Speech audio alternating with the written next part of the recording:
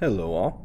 This is lesson 3 of chapter 4 here, and it's actually, I believe, let me look at my personal book here. It is the end of this chapter. So we're going to have this lesson, and then I've got an activity. It's going to be an iPad activity you guys are going to work on about this chapter, and it's going to talk about the topics we've learned about. And remember, this chapter is all about Indiana's growth post-Civil War and early 1900s, so late 1800s, early 1900s. And this chapter specifically is going to talk about the new kinds of industries and jobs that came to Indiana. So it starts off here, and you'll look at this picture. The giant motor provided electric power for Inland Steel's factory in Calumet. You see that? So people living in Indiana have always been hardworking. By the late 1800s, many Hoosiers had jobs in industries new to the state. Some made iron and steel in factories. Others would eventually build cars and make automobile parts with that iron and steel. New century, new industries. Before the 1890s, few people lived in the northwestern corner of Indiana along Lake Michigan. The Grand Calumet River ran through the area, so the region became known as the Calumet. The Calumet was covered with swamps and marshland. It was not a place where most Hoosiers wanted to live or work. Within 20 years, that all changed. Starting in 1889, several major industries built factories in the Calumet. The land was inexpensive to buy. There was also good transportation available by ship and railroad.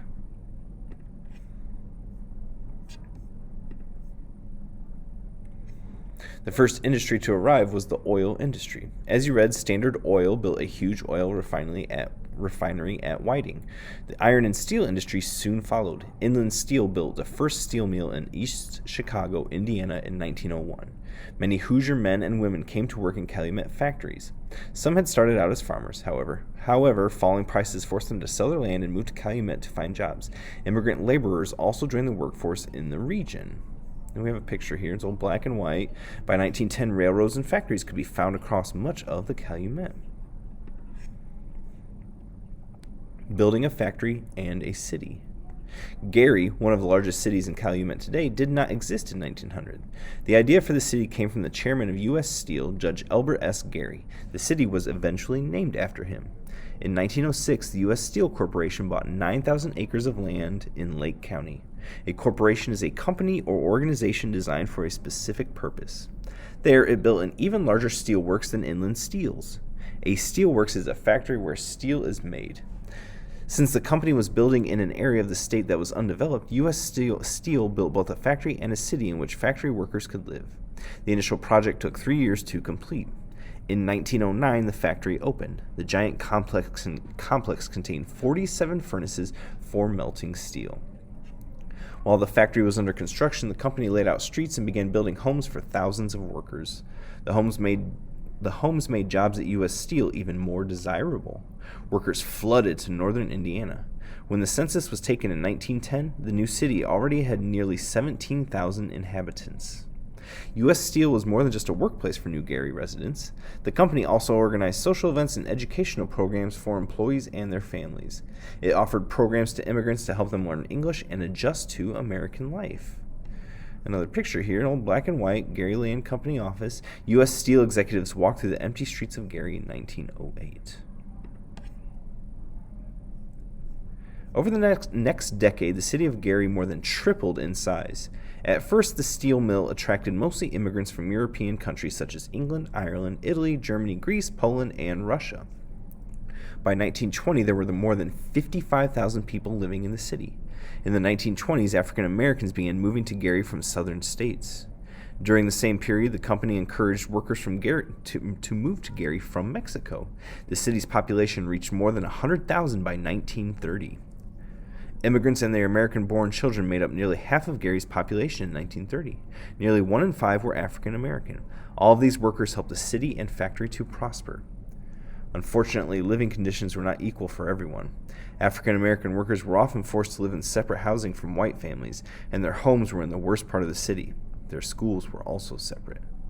Mostly men worked in the factory in Gary in its early years, but in the 1940s, U.S. Steel employed many women to fill in for men who were away fighting in World War II.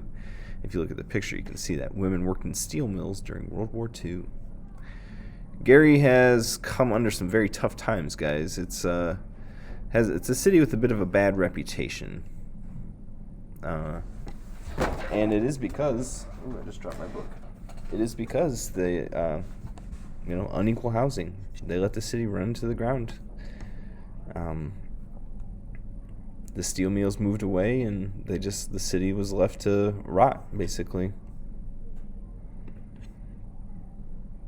Indiana and automobiles. In the last years of the 1800s, as the first factories were being built in the Calumet, a teacher from Portland worked on an invention that would dramatically change transportation and industry. On July 4th, 1894, Elwood Haynes tested out his new invention on a road near Kokomo. The invention was a gasoline-powered automobile. Haynes was only the second inventor to build an automobile that actually worked. On his test drive, Haynes' car reached what was an amazing speed at the time, 7 miles per hour. Haynes quickly joined with 2 partners to start his own automobile company. In 1898, the Haynes-Apperson Automobile Company produced 5 handmade cars. By 1916, Haynes had sold more than 7,000 cars built by workers in his factory in Kokomo. In the early 1900s, 375 automobile companies in 40 cities in Indiana were manufacturing cars. Why was Indiana such a popular location for automobile manufacturing? The reasons were similar to those that attracted steelmakers to the state. The state had good transportation systems, an abundance of coal, and lots of steel made in the Calumet. For many years, Indiana was one of America's top auto-producing states. In the 1920s, Indiana-built cars, such as the Stutz Bearcat and Dunesburg, became famous around the world. Then, slowly, most of Indiana's car makers went out of business as they went bankrupt. The company that remained in Indiana the longest was the Studebaker Corporation. That's right here in South Bend. Studebaker was started by a group of brothers in South Bend. In the 1880s, the company was one of the largest makers of horse-drawn wagons in the world.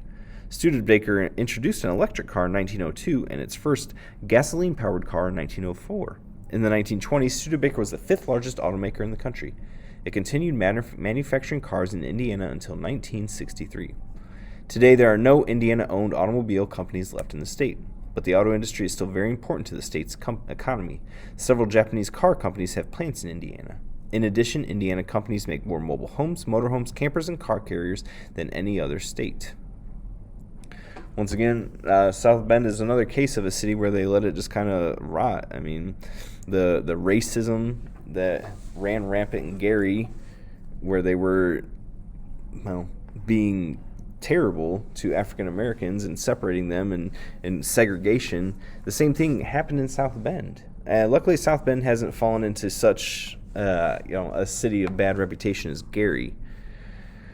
But it came close, and depending on who you ask, it will still have a bad reputation.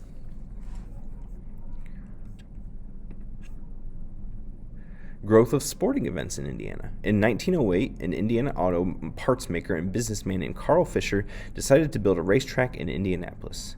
He thought the racetrack would be a good place for Indiana car makers to test out their new automobiles. Fisher called it the Indianapolis Motor Speedway. It soon gained a new name, the Brickyard. That was because Fisher decided to pave the track with bricks in order to provide a safe, smooth surface. Workmen used more than 3 million bricks to cover the track.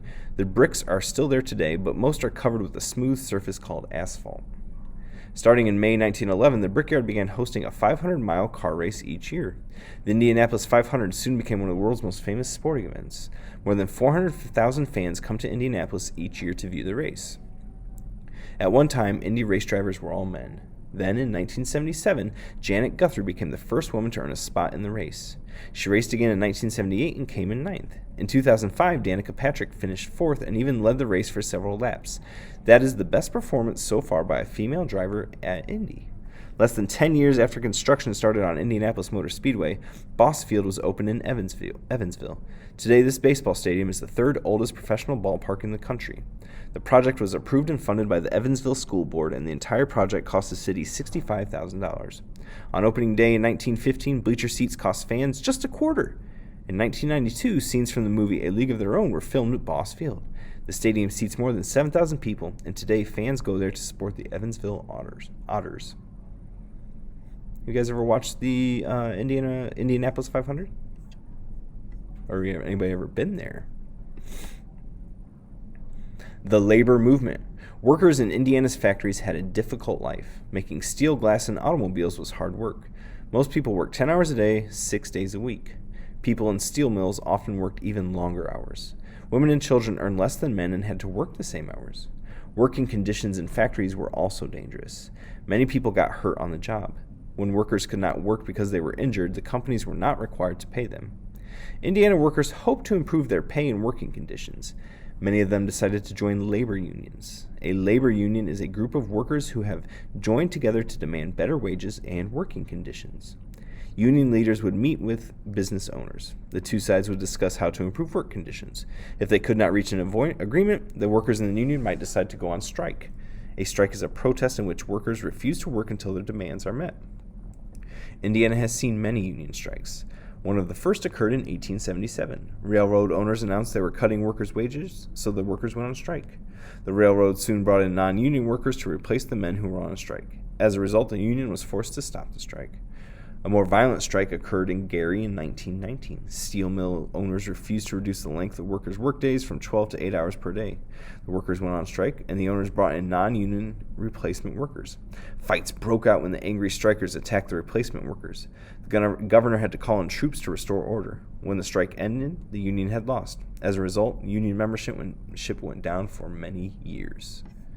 If you look at this picture up here, guys, these teenage boys are working at midnight in an Indiana glass factory in the early 1900s. So kids had to work pretty dangerous jobs back then. Can you imagine if you had to do that? Political leaders from Indiana. Political leaders from Indiana played important roles in American government in the late 1800s and early 1900s. In 1888, Benjamin Harrison from Indianapolis was elected president. In 1892, Harrison oversaw the opening of Ellis Island in New York. Millions of immigrants came into the United States through the inspection station there. Two Hoosiers served as U.S. vice presidents at the beginning of the 20th century. Charles W. Fairbanks served under President Theodore Roosevelt from 1905 to 1909. Then Thomas R. Marshall was elected to 2 terms with President Woodrow Wilson from 1913 to 1921. In all, 5 Hoosiers have been elected vice president. The others include Schuyler Colfax, Thomas Hendricks, and Dan Quayle. In addition, several other Hoosiers have been nominated as vice president but failed to win. That is why Indiana is sometimes called the mother of vice presidents. And come to think of it, we just had Mike Pence in the White House, who was Trump's vice president, so another one on the list there.